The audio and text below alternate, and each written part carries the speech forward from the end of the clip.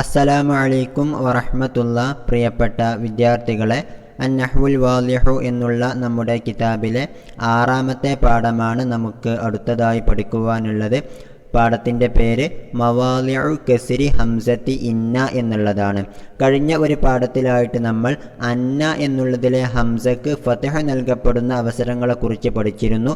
ഈ പാഠത്തിലായി നമുക്ക് പഠിക്കുവാനുള്ളത് മവാലിഉ കസ്രി ഹംസത്തി ഇന്ന. ഓക്കെ, ഇന്ന എന്നുള്ളതിലെ ഹംസക്ക് കസ്ർ നൽകപ്പെടുന്ന അവസരങ്ങളെക്കുറിച്ചാണ് എന്നർത്ഥം. ഓക്കെ, അപ്പോൾ ഏതെല്ലാം അവസരങ്ങളിലാണ് ഇന്ന എന്നുള്ളതിലെ ഹംസക്ക് കസ്ർ നൽകപ്പെടുന്നത് എന്നതാണ് നമുക്ക് ഈ പാഠഭാഗത്തിലായിട്ട് മനസ്സിലാക്കുവാനുള്ളത്. ആദ്യമായിട്ട് നമുക്ക് ഉദാഹരണങ്ങളിലേക്ക് കടക്കാം. ഓക്കെ, അൽ അംസിലത്തു എന്ന് പറഞ്ഞിട്ട് 3 തരത്തിലുള്ള ഉദാഹരണങ്ങൾ നമുക്ക് കാണാവുന്നതാണ്. ഓരോ ഇനത്തിലും 3 വീതം ഉദാഹരണങ്ങൾ കൂടി നമുക്ക് മനസ്സിലാക്കാൻ കഴിയും. ഏതായിരുന്നാലും ആദ്യത്തെ 3 ഉദാഹരണങ്ങൾ നമുക്ക് വായിച്ചു നോക്കാം.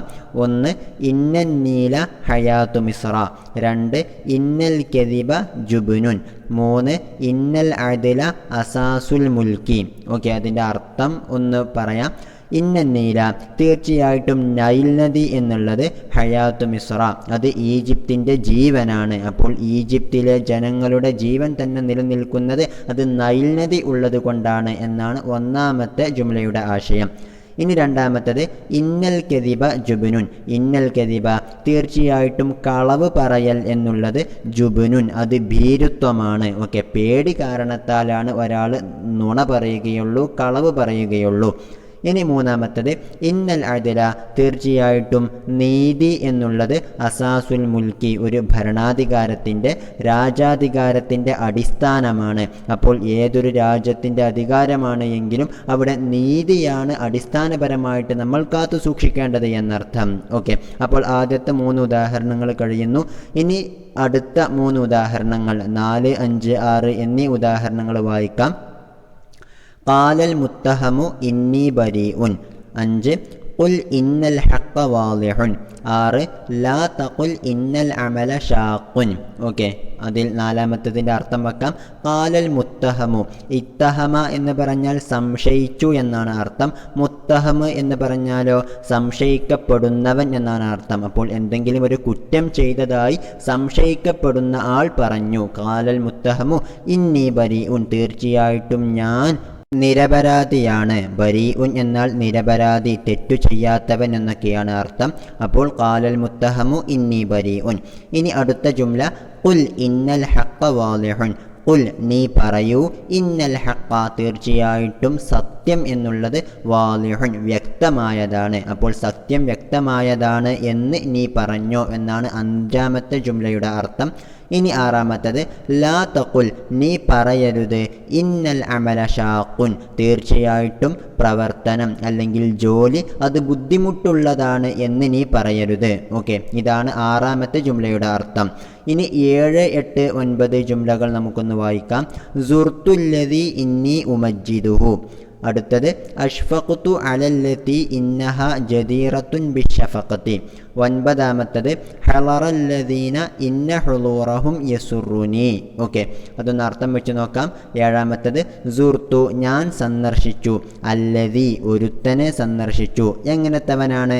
ഇന്നി, തീർച്ചയായിട്ടും ഞാൻ, ഉമജ്ജിദുഹു, അവനെ ആദരിക്കുന്നു, ബഹുമാനിക്കുന്നു. അപ്പോൾ ഞാൻ ബഹുമാനിക്കുന്ന ഒരാളെ ഞാൻ സന്ദർശിച്ചു എന്നാണ് 7-മത്തെ ജുംലയുടെ അർത്ഥം.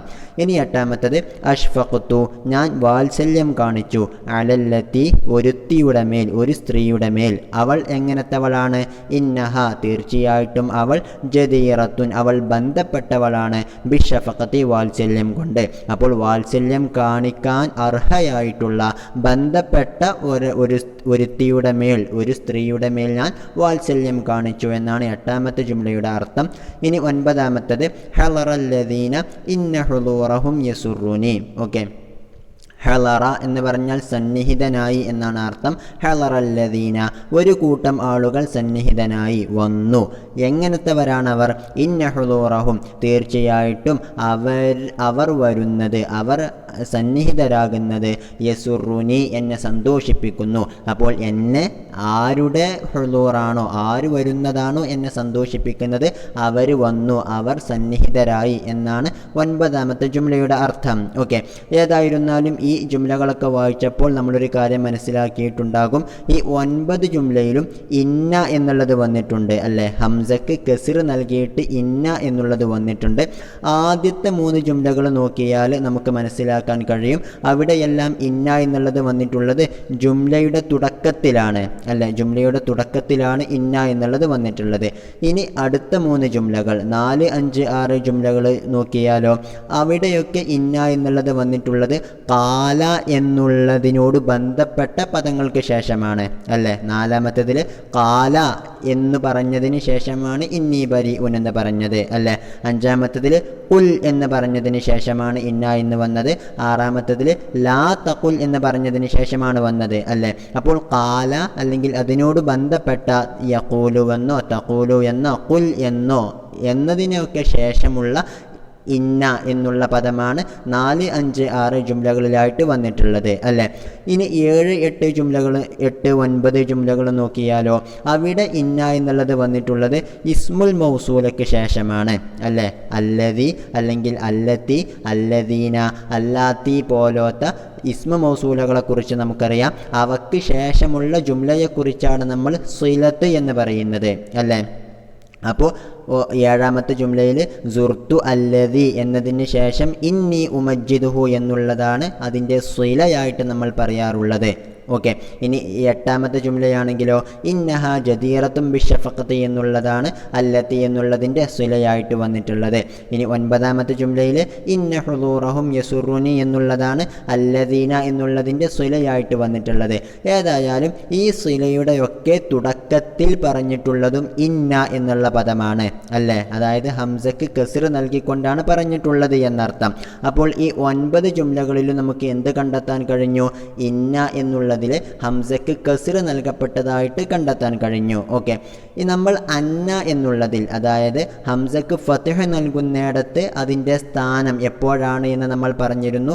അതായത് അന്ന എന്നുള്ളതിനെയും അതിൻ്റെ ഇസ്മിനെയും ഖബറിനെയും ചേർത്ത് വെച്ചുകൊണ്ട് ഒരു മസ്ദറാക്കാൻ കഴിയും എന്നുണ്ടെങ്കിലാണ്, ഒരു മസ്ദറാക്കി സങ്കല്പിക്കാൻ കഴിയും എന്നുണ്ടെങ്കിലാണ് നമ്മൾ അന്ന എന്നുള്ളിടത്ത് ഹംസക്ക് ഫത്ഹ് നൽകുന്നത് എന്ന് നമ്മൾ മുമ്പേ പഠിച്ചിട്ടുള്ളതാണ്. ഓക്കെ, ഇനി ഏതെങ്കിലും ഒരു പദത്തിന് ശേഷം, അതായത് ഇന്ന എന്ന് വരുന്നു, ഇന്നയുടെ ഇസ്മിനെയും ഖബറിനെയും വെച്ചുകൊണ്ട് നമുക്ക് എന്ത് ആക്കാൻ കഴിയുകയില്ല എങ്കിൽ, ഒരു മസ്ദറാക്കി സങ്കല്പിക്കാൻ കഴിയുകയില്ല എങ്കിൽ അവിടെയൊക്കെ ഇന്ന എന്നുള്ളതിന് ഇന്ന എന്നുള്ളിടത്ത് ഹംസക്ക് കസ്ർ ആയിരിക്കും എന്നുള്ള കാര്യമാണ് നമ്മളിവിടെ മനസ്സിലാക്കേണ്ടത്. ഓക്കെ, അപ്പോൾ ഇന്ന നീല ഹയാത്തു മിസ്ര എന്നുള്ളിടത്ത് നമുക്ക് നോക്കിയാൽ ഇന്ന എന്നുള്ളതിൻ്റെ ഇസ്മ് നീല എന്നുള്ളതാണ്, ഖബർ ഹയാത്തു മിസ്ര എന്നുള്ളതാണ്. ഓക്കെ, ഇവയെ നമുക്ക് എന്താക്കാൻ കഴിയുകയില്ല? ഒരു മസ്ദറാക്കി സങ്കല്പിക്കാൻ കഴിയുകയില്ല അല്ലേ? ഇനി അടുത്ത 3 ജുംലകളിൽ ആദ്യത്തെ എടുക്കാം. ഖാലൽ മുത്തഹമു ഇന്നി ബരീഉൻ എന്നുള്ളിടത്ത് ഖാലൽ മുത്തഹമു എന്നുള്ളതിന് ശേഷം ഇന്നി ബരീഉൻ എന്നുള്ളതിനെ നമുക്കൊരു മസ്ദറാക്കി സങ്കല്പിക്കാൻ കഴിയുകയില്ല. ഓക്കെ, ഖാലൽ മുത്തഹമു ബറാഅതഹു എന്ന് പറഞ്ഞാൽ എന്ത് കിട്ടുകയില്ല? അവിടെ മുത്തഹമ് പറഞ്ഞത് ഇന്നി ബരീഉൻ എന്നാണല്ലോ, മുത്തഹമായിട്ടുള്ള ആൾ പറഞ്ഞത് ഇന്നി ബരീഉൻ എന്നുള്ളതാണ്. അതുകൊണ്ട് നമ്മളിവിടെ ബറാഅത്തഹു എന്ന് ചേർത്ത് കൊടുത്താൽ അവിടുത്തെ അർത്ഥം ശരിയാവുകയില്ല എന്നർത്ഥം. അതുപോലെ തന്നെയാണ് 7, 8, 9 ജുംലകളിൽ വന്നിട്ടുള്ള അല്ലദി എന്നുള്ളതിന് ശേഷം ഇന്നി ഉമജ്ജിദുഹു എന്നുള്ളിടത്ത് നമ്മൾ തംജീദുഹു എന്നാക്കി കൊടുത്താൽ, ഒരു മസ്ദറാക്കി കൊടുത്താൽ അതും ഒരിക്കലും അവിടെ അർത്ഥം സ്യൂട്ടാവുകയില്ല. ഓക്കെ, അതുകൊണ്ട് തന്നെ ഇന്ന, പിന്നെ അതിൻ്റെ ഇസ്മ്, അതിൻ്റെ ഖബർ, അവയെക്കുറിച്ചാണ് നമ്മൾ ഇന്നയുടെ മഅ്മൂലുകൾ എന്ന് പറയുന്നത്. ഇന്നയുടെ ഇസ്മ്, ഖബർ എന്നിവയെക്കുറിച്ചാണ് നമ്മൾ ഇന്നയുടെ 2 മഅ്മൂലുകൾ എന്ന് പറയുന്നത്. ഏതായാലും ഇന്ന പിന്നെ അതിൻ്റെ 2 മഅ്മൂലുകൾ, ഇവയെ ഒരു മസ്ദറാക്കി സങ്കല്പിക്കാൻ കഴിയുകയില്ല എങ്കിൽ അവിടെ നമ്മൾ ഇന്ന എന്നുള്ളതിന് കസ്റാണ് നൽകാറുള്ളത്. അത്തരത്തിലുള്ള 3 സ്ഥാനങ്ങളാണ് നമ്മളിവിടെ പഠിച്ചത്. 1 ജുംലയുടെ തുടക്കത്തിൽ വരിക, 2 ഖാല എന്നുള്ളതിൻ്റെയോ അതിനോട് ബന്ധപ്പെട്ട പദങ്ങളുടെയോ ശേഷം വരിക. മൂന്നാമത്തേതായിട്ട് ഇസ്മു മൗസൂലയ്ക്ക് ശേഷം സില എന്നുള്ള ജുംലയിലെ തുടക്കത്തിൽ വരിക എന്നർത്ഥം. ഓക്കെ, ഇനി നമുക്ക് ഖാഇദയിലേക്ക് കടക്കാം. ഒന്ന് ശ്രദ്ധിക്കുക. അൽ ഖാഇദത്തു. ഓക്കെ, ഖാഇദ 112ാമത്തെ ഖാഇദയാണ്. തുക്സറു ഹംസത്തു ഇന്ന ഇദാ ലം യുംകിൻ അൻ തുഅവ്വല ഹിയ വ മഅമൂലഹ ബിമസ്ദരിൻ വയജിബു ദാലിക ഫീ നഹ്വി മാ യഅതി. ഓക്കെ, തുക്സറു ഹംസത്തു ഇന്ന, ഇന്ന എന്നുള്ളതിലെ ഹംസ കസ്ർ ചെയ്യപ്പെടുന്നതാണ്. ഇദാ ലം യുംകിൻ, സാധ്യമായിട്ടില്ല എങ്കിൽ, അൻ തുഅവ്വല, സങ്കൽപ്പിക്കപ്പെടാൻ. എന്ത് സങ്കല്പിക്കപ്പെടാൻ? ഹിയ വ മഅമൂലഹ, ആ ഇന്ന എന്നുള്ളതും അതിൻ്റെ രണ്ട് മഅമൂലുകളും, അതിൻ്റെ ഇസ്മും ഖബറും എന്നർത്ഥം. അപ്പോൾ ഇന്ന എന്നുള്ളതും അതിൻ്റെ ഇസ്മും ഖബറും ബിമസ്ദരിൻ, ഒരു മസ്ദറായിട്ട് സങ്കല്പിക്കപ്പെടാൻ സാധ്യമല്ല എങ്കിൽ അവിടുത്തെ ഇന്ന എന്നുള്ളതിലെ ഹംസക്ക് കസ്ർ നൽകപ്പെടും എന്നർത്ഥം. ഇനി അത്തരത്തിലുള്ള 3 രൂപങ്ങളാണ് പറയുന്നത്. വയജിബു ദാലിക, ഇങ്ങനെ ഇന്ന എന്നുള്ളതിലെ ഹംസക്ക് കസ്ർ നൽകൽ നിർബന്ധമാകും. ഫീ നഹ്വി മാ യഅതി. ഓക്കെ, ഇനി വരാനിരിക്കുന്നത് പോലോത്തതിൽ എന്നർത്ഥം. ഏതൊക്കെയാണത്? ഒന്ന്, ഇദാ വഖഅത് ഫി അവ്വലിൽ കലാമി, ഇദാ വഖഅത്, ആ ഇന്ന എന്നുള്ള പദം സംഭവിച്ചാൽ, ഫി അവ്വലിൽ കലാമി, ഒരു ജുംലയുടെ, ഒരു കലാമിൻ്റെ തുടക്കത്തിൽ സംഭവിക്കുകയാണ് എങ്കിൽ അവിടെ ഇന്ന എന്ന് ഹംസക്ക് കസ്ർ നൽകിയിട്ടേ പറയാൻ പാടുള്ളൂ. രണ്ടാമത്തതോ, ഇദാ വഖഅത് ബഅദൽ ഖൗലി വമഷ്തുഖ മിൻഹു, ഇദാ വഖഅത്, ഇന്ന എന്നുള്ളത് സംഭവിക്കുകയാണെങ്കിൽ ബഅദൽ ഖൗലി, ഖൗല് എന്നുള്ള പദത്തിന് ശേഷം വമഷ്തുഖ മിൻഹു, അല്ലെങ്കിൽ ഖൗല് എന്നുള്ളതിൽ നിന്നും മുഷ്തഖായിട്ട് വന്നിട്ടുള്ള ബന്ധപ്പെട്ട് കിടക്കുന്ന പദത്തിൽ നിന്നും. അപ്പോൾ ഖൗല്, ഖാല, യഖൂലു, തഖൂലു പോലോത്ത, ഖുൽ പോലോത്ത പദങ്ങൾക്ക് ശേഷമാണ് ഇന്ന എന്ന് വരുന്നത് എങ്കിൽ അവിടെയും ഹംസക്ക് കസ്ർ ചെയ്തുകൊണ്ടാണ് നമ്മൾ ഉച്ചരിക്കേണ്ടത്.